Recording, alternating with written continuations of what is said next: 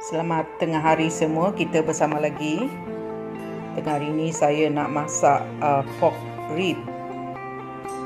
Ini pork rib yang saya sudah bersihkan. Bahan yang saya nak campurkan di dalam pork rib ini nanti ialah serai, bawang putih, halia, cendawan. Saya masukkan serbuk perasa dan saya masukkan tauco masin ya. Saya tak guna garam. Saya masukkan ini saja sudah masin.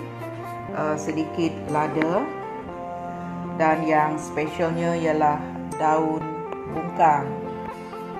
Kalau dalam bahasa saya ini daun bungkang guys,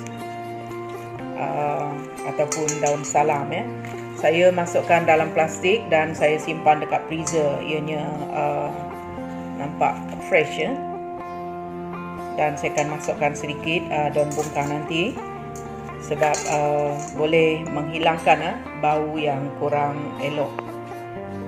Dan aroma daun bungkang ini juga sungguh menyelerakan guys. Kita lihat hasil dia nanti guys. Saya akan campurkan semua bahan ini dan saya akan masak guna pressure cooker ya,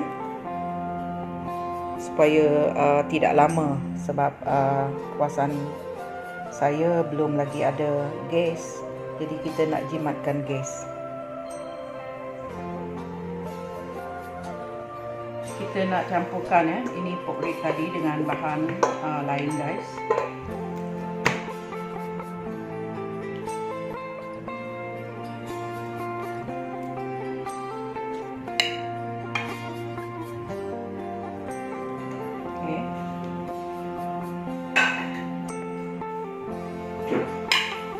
Saya masukkan ini dulu, tauco masin ya. Saya masukkan 2 sudu. Saya tak guna garam ya. Lepas tu saya masukkan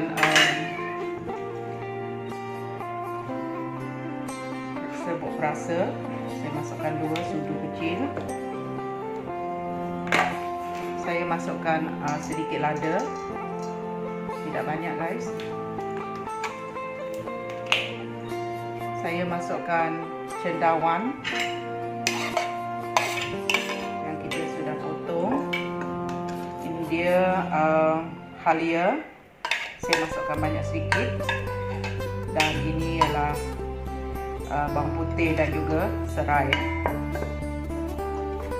Gaul dan saya akan kerap sekejap sebelum saya masak Dan ini ialah daun bungkang tadi guys, saya masukkan juga di sini. Daun bungkang ataupun daun salam ya. Saya akan kerap sekejap sebelum saya masak.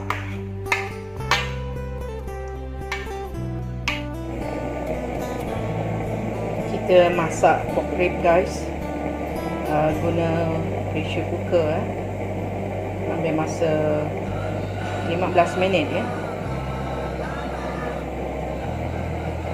Kita lihat hasil dia nanti guys.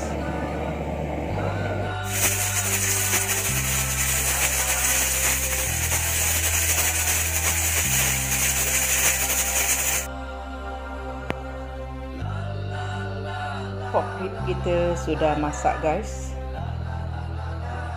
Tidak lama kita masak sebab kita guna pressure cooker ya.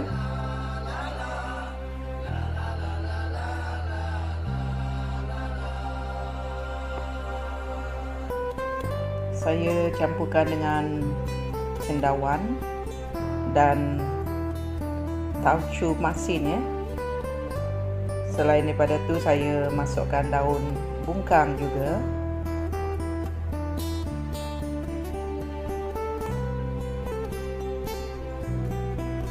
Saya dapat tahu tempat kita sudah ada banyak gas guys. Ada kawan tadi dalam WhatsApp dia beritahu ada gas sudah. So kita beli ya gas dan saya rasa tak ada masalah lagi guys selepas ini. Terima kasih kepada kawan yang sudah memberitahu kita. Sekarang stok gas sudah ada ya. Selamat mencuba sup tulang daging ini. Sedap guys.